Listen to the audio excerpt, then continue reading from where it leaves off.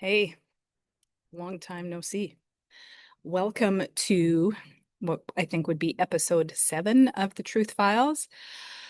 So, technically, this is take 2 of episode 7 because I had a whole episode recorded over a week ago and I didn't end up publishing it. And I didn't end up publishing it, I think, because it was divine intervention, one of those kinds of things. So it was right on the very last day of the last place that I was in, because you can tell the background is a little bit different. Welcome to the jungle, literally. That's the jungle.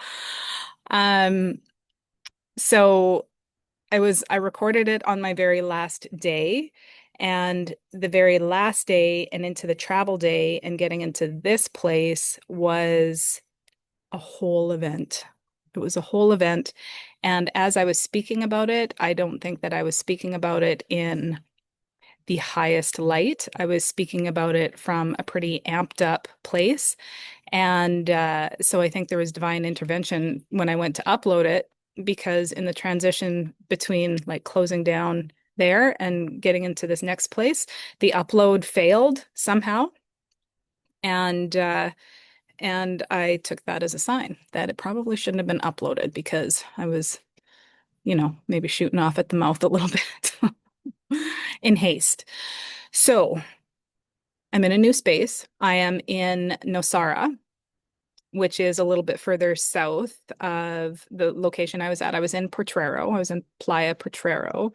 And now I'm in a little community called Nosara. And this place, this community is known for, I mean, it's essentially like it's a very large expat community. So lots of Canadian and Americans. It's a little more developed, a little more commercial, I would say. So this is kind of a little bit of a hub of retreat centers and, all that type of thing. So it's got a very, it's all of the, um, it's all of the breath workers and yogis from North America that have taken up residence down here. So it's kind of the vibe here. Oh, little leaf falling back there. So yeah, maybe I'll give you a little bit of a swing around the property here. So this amazing little property that I'm at. This is a wraparound deck for the whole thing. You know what? I'll show you more. I'll go out front here. It's a tiny home and it is really exquisitely built. It's very intentionally built. Oh, butterfly just went by. So you can probably see the whole thing that way. So it's all and really like gorgeous landscaping too. I should show you this. This is like, I'm not sure if this is bananas or plantains, but how cool is this? So that's like, I think it's called like the banana flower. And then when you go up, look at that, bananas. And then these are bananas or maybe plantains. Somebody can probably correct me. Whoops, I think I just lost that. There we go. And then these are baby baby banana flowers. They haven't drooped over yet, but you can see the wee tiny little baby bananas down there. So this is really a very cool property. It's tucked way at the back of a property and it's over top of a creek. So see if you can see it this way. So the house is built over top of a little bit of a water flow, and then this is a creek beside it. So anyways, there's the grand tour of the property. I didn't want to make this Better Homes and Gardens Costa Rica edition, but it's really like sweet property. And the inside, like I said, it's a tiny home, so it's not big. I mean, the entire home is probably the size of the bedroom that I was filming in before. But it's really beautifully done, sustainable materials, like high efficiency. Like it's really like it's a good quality, great place. I'm very happy to be here. But the things to get me here are a bit of the story. So when I set out on this grand adventure, I had the intention, I really wasn't planning on staying in Potrero for any longer than a month. In fact, I had been thinking about going to Peru after about 4 to 6 weeks. But then it just appeared that maybe the only thing that was popping up for me as a potential next location was Nosara. There was a couple of pings, friend of a friend type things where it was really strongly suggested that I check out Nosara. So that has been the only thing that popped up for me. So I thought, okay, we'll do that. So that was the plan and the intention. And then as time was getting close to the end of that month, I think the honest truth is that I probably wasn't taking responsibility for in round one of this video was that I kind of dragged my heels, I did drag my heels on actually securing another location. I think because it had really taken so much bandwidth just to get settled in and oriented to a new country, new rhythms, new location, just basic necessities, getting all of that sorted out. And so I had just kind of hit a little bit of a good rhythm and stride, and then I was going to pick up and move again. And I think I went into a little bit of resistance around that. And uh, so was like kind of not really, I just wasn't on top of like planning and getting myself sorted. And so as my time started to come to a close in the place that I was, I thought, well, maybe I'll extend just a week. And then that just in some of the way that that panned out, it just became clear that that wasn't the move. And so in a really short span of time, I did like a hard pivot and started to get some things sorted out in Nosara, like in terms of finding a place and securing transportation and just getting that all together. And I was able to do it probably over a span of about 12 hours. It was just like finally like boom, boom, boom. I got it all sorted and all together. Um, and I mean, there were like ultimately, and this is, some of what I talked about in the first version of the video, is that there are always signs and indications when it's time to move on. And when you don't honor those signs and indications, like friction will increase and like life will kind of pop you out. And that was what was kind of starting to happen. And in my last location, friction started to increase. And so I was, you know, in my first version, I was being probably a little blamey and snarky about it rather than simply recognizing like I was not acting on the indications that it was time to move on. And so, of course, friction started to show up. So, anyways, in very short order, I was able to put together some new accommodations. I had I essentially put out an ISO, like an in search of post in a Facebook group called Short Term Rentals Nosara. And I had incredible response. Like I just was very specific about what I was looking for. And then it's nice for property owners to sort of see the person and everything that they're looking for and go, oh, this property, it's just a little bit more of a proactive interaction. So I had a ton of people come in and say, hey, what about this? What about this? That kind of thing. So I narrowed it down. Like, oh my gosh, there was this one place, and also because it's low season, people are giving like crazy deals on like really beautiful properties. And there was this one that was just incredible.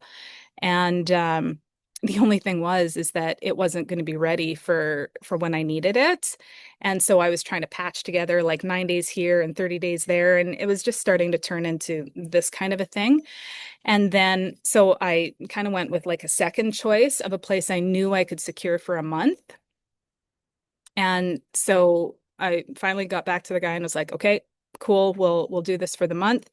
And then that's where I got my shuttle to drop me off and everything. And within like it was almost instantaneous that it just didn't pass the vibe check. And here again is where I'm going to be very careful about what I'm speaking out and putting out into the universe.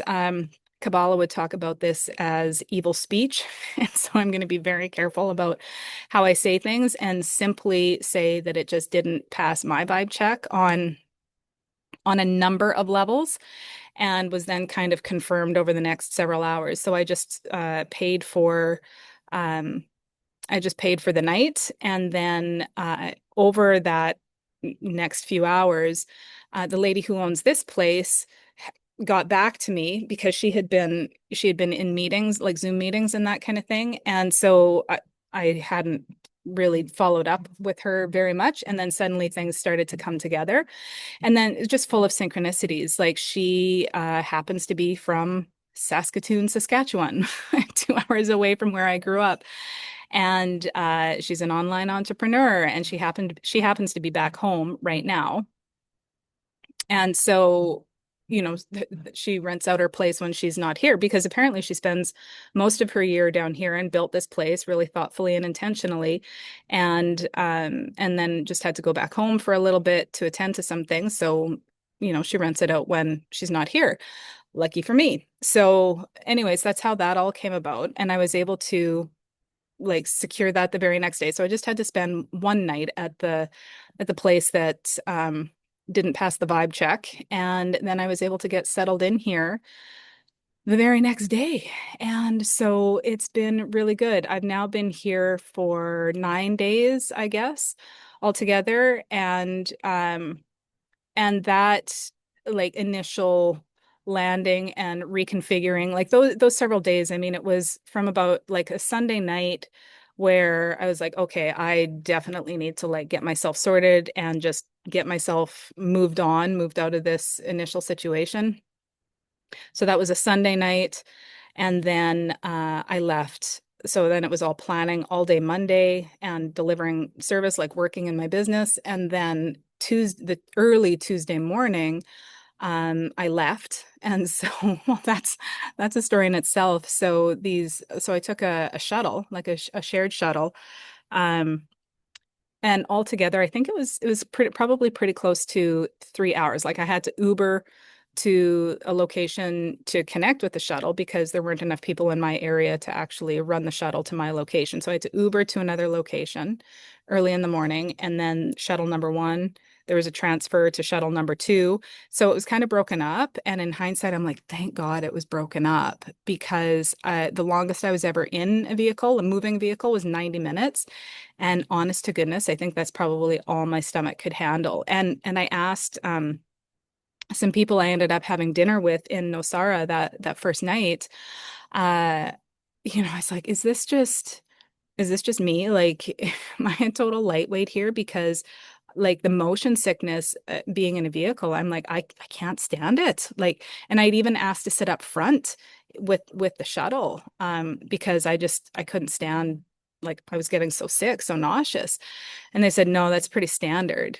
And so it's because, and because I live on the island, like the Malahat, the highway straight north of Victoria, from the very southernmost part of the island up a little bit, the Malahat is known for being very narrow and windy and a little treacherous, right? Mountain on one side, sheer drop off on the other, and like winding around the mountain. So that's kind of known as a very twisty, turny, windy road. Like Costa Rica makes the Malahat look like a prairie drive. Like it's just like it's a roller coaster. Like when we were in Universal Studios a few years ago, there was this Harry Potter ride. It's a very cool ride. Um and you get sat in this big thing, like almost like a theater seat, a moving theater seat, and then it's an IMAX screen in front of you, and this theater seat, like this whole thing goes up and down and tilts, and so you feel like you're playing Quidditch and like soaring through and then they've also got like fans blowing on you and wind. So it's a very immersive experience, but you just sort of remain in this theater and bump up and down and like this. And so like that was a very nauseating, it's very cool, but a very nauseating experience. And driving in Costa Rica has felt like that because it's very twisty turny and then it's uppy downy. And then the road surface is like inconsistent at best. And then because there's like towns like so close together, then there's speed bumps all over the place. So you've got twisty turns up and down, road surface, and then you've got stop, start, like going over speed bumps and that kind of thing. And I was just like, oh, oh my goodness gracious. So it has been or that was quite the journey. And so I know that when I move on from here, and I know when that's going to be, and I'm going to release that information soon. Big change. Big change. So I know that when I move on and I need to get myself back to an airport, it'll be back to Liberia. That'll be another 3 hour ride.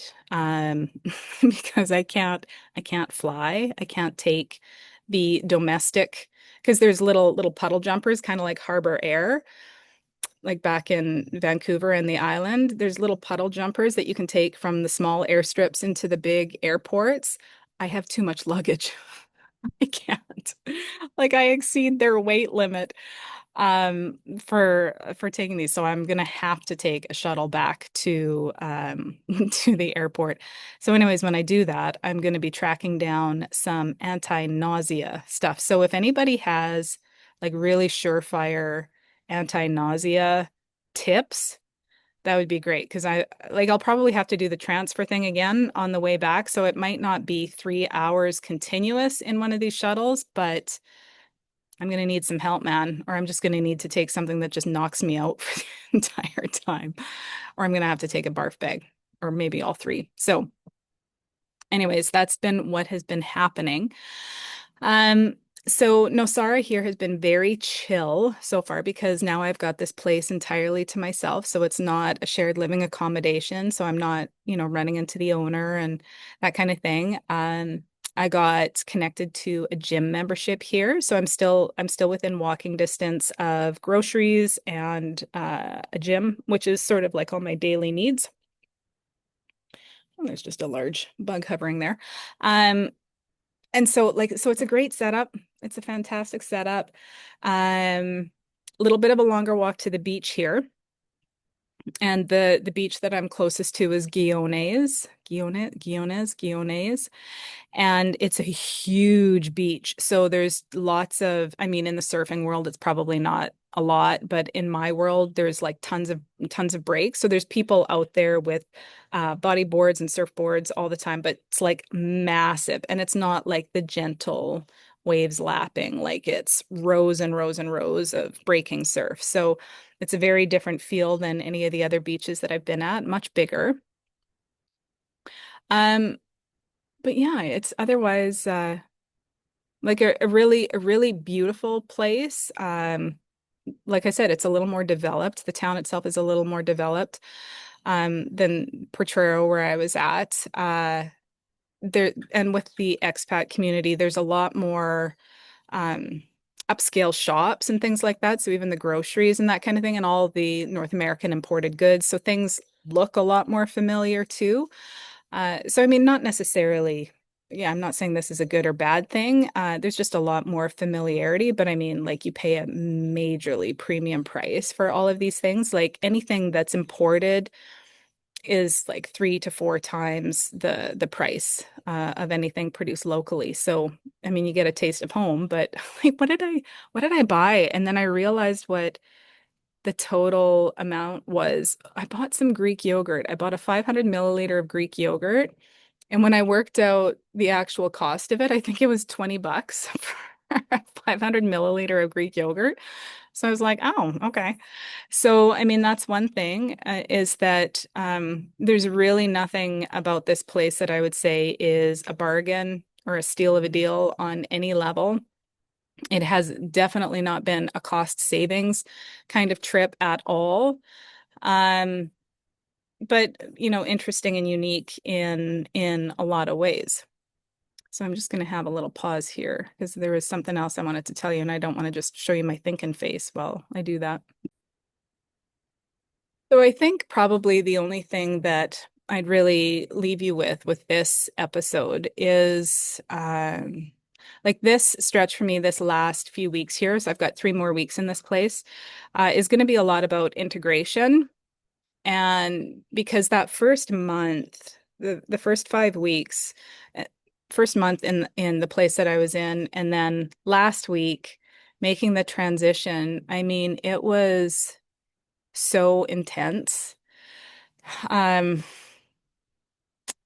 like I can absolutely recognize the value in the resilience and the capacity and the capability and just like a sense of confidence that I can kind of figure out any situation.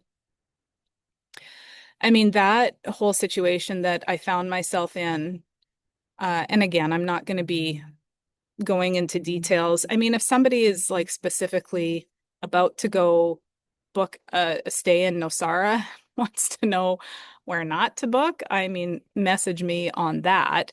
I'll give my experience there, but I don't think there's a lot to be gained in saying that because also who knows, somebody else might have could be, like I said, entirely just my vibe check on it. Um, but really, what that whole thing was about is about the level of discernment and just simply not being willing to bypass even the little things anymore. Like really refining my sensing and trusting my sensing and acting on it. And seeing the rewards of that, because I mean, this place is stunning and the owner has been incredible. I mean, her level of communication and integrity and like really outstanding. I mean, I even told this lady, I'm like, I feel like we'd be friends. So, so that like it paid off, right? And so this is one of the things that I've seen reinforced over and over and over again in my life. And this was an opportunity to have it happen like in real time where I needed to sense, decide, and pivot like all at once and all entirely on my own, right? Nobody else could do this for me or assist me with it. And ultimately in taking those actions. Uh, but I've said before, like 95% isn't like close enough. It's not good enough. Like when you're operating at this level, a 95% match or a 95% yes is actually really costly. So when you're operating at a high level, whether it's in your business or whatever you're operating in, achieving at a high level, is that this is the game that we're playing. We're playing micro adjustments. And like I said, I've learned over and over and over again that pretty good or pretty close or even like 95%, it's 95% of the way there. It's not neutral. It's not like you'll have a 95% good experience. You'll end up like having a really costly experience. And and the last time I learned that lesson was when I took in tenants that were like, well, this was the best that applied, rather than really holding out for, no, this is the vision, and I'm not going to say yes until this vision is met. I took on these tenants and then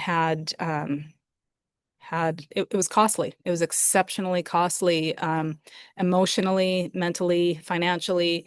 And so I'm aware enough now that when something is close but not quite, like it has to be a no. And this was one of the, I've said this before, and this was a quote from somebody else. So this isn't my original thought, but I think it's really good, so I'm going to repeat it. Uh, the hardest no is the one closest to your yes. And so when something is really close and it seems really good, uh, you still got to say no because it's just so costly on the other end of it. It's not worth it. It's just not worth it. So I trusted that. I moved, I acted, and I ended up in like honestly like a little paradise. So this has been really fantastic.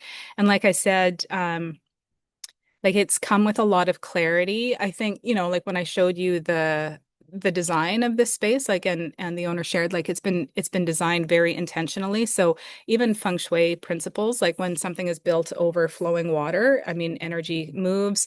It's essentially built on pyramid dimensions. And so the vertical structure with all of the light, I mean, that has a flow of energy rising and clarity and all those kinds of things. So, I mean, it's energetically a really beautiful place to be in. And I feel like created incredible clarity almost instantly when I landed here. So my next steps were illuminated completely clearly as soon as I landed in here. And I'm not going to share them just yet. Uh, I've got some things to share with some people that are close to me that I want to make sure that I have shared with before I publish anything about that publicly. Um, but it's exciting and a big shift, a big shift. So this first month, I'm about five and a half, almost 6 weeks into this, and it absolutely served an initiation purpose. I feel like my brain thought that Costa Rica was going to be like a launching pad and be kind of like almost like the holiday before I got to business. And it was not that. It turned out that Costa Rica was an initiatic boot camp. And I really feel like I have come through with flying colors. This is going to be a little bit dramatic. And I can't remember, I think I said this in the video that I deleted. Yeah, I think that's where I said it because I was going to say if said this already, forgive me. But what it has felt like is like a season of Survivor, or when the Navy SEALs and I want to say it like, is it called Hell Week? When, they can go and they can ring the bell if they want to tap out, they can ring the bell because really what it is about finding, who has the stamina, the endurance, the mental toughness, the adaptability, the resiliency to be able to last at this level in order to be a performer, somebody who can be trusted when there's a lot of pressure and who can perform under pressure, all of those kinds of things. And so, I mean, I gotta say that not so much this last week, because again, there has been a big shift and a big decision. Oh, little notification coming in there. Big shift and a big decision. Um, but the number of times I have wanted to ring the proverbial bell and tap out has been many, many, many times. Like it's been a really intense experience, uh, but in a really good way, like in a valuable way. Let me say that. I mean, the amount of clarity that I have on so many things now, and I think this is just, my three line in human design. Like, you can't tell us anything. Like we've got to dive in and experience it, and then the integrated wisdom we come back and we teach from, which is the fifth line for me. So there's buckets of integrated wisdom and clarity and awareness. I mean, even so many things around, like the concept of a blue zone and just this really interesting dynamic between foreigners and locals and the symbiotic relationship that happens here that I mean and I'll probably speak about this down the road, but a lot of people come here like in search of paradise. The but is that there is a harvesting kind of energy because I mean the locals here, like, it's poverty level. Every day I'm walking past literal shacks, and the locals here, the Ticos, cannot afford what the expats have going on here. So it's like this odd symbiotic relationship where the expats are coming here and essentially extracting the beauty in the nature, and the locals are extracting the economy from expats, from foreigners. Um, but it's it's kind of a tenuous relationship. Like it's not like, oh, or we're all one. Like it's this odd symbiotic relationship, almost like between host and parasite in a way, um, that I'm not sure that I would want to continue participating in, honestly. And I'm a little surprised that I said that out loud, because I mean, this place is seen as such a beautiful tourist destination, and we have toured here ourselves. Um, but I think looking at the bigger picture of what's actually happening in the extraction of resource and culture and that kind of thing for vacation, entertainment, amusement, I'm not 100% that I'm okay with that. honestly. So it's something that I'm going to be contemplating on and considering as I continue on with travels elsewhere in the world. But it's been an eye-opening experience on a lot of levels, and I wouldn't have done it any other way. I mean, very intentionally didn't want to take a resort route because that it's just artificial. I mean, you're set in beautiful scenery, but it's an artificial environment. So I really wanted to actually live in amongst the culture and to really understand what the country and the culture is all about and the land. And I've definitely gotten that. So incredible. And I will be exiting the country on September 12th. And where I'm going will be the next announcement, the next stage in this journey. Season one is completing here, the initiation, the boot camp, and then it's going to be time for season two of this path. And I'm very excited to share that with you sometime soon. So I hope you have enjoyed this update. I hope you've enjoyed my jungle background, and I'll see you soon. Take care.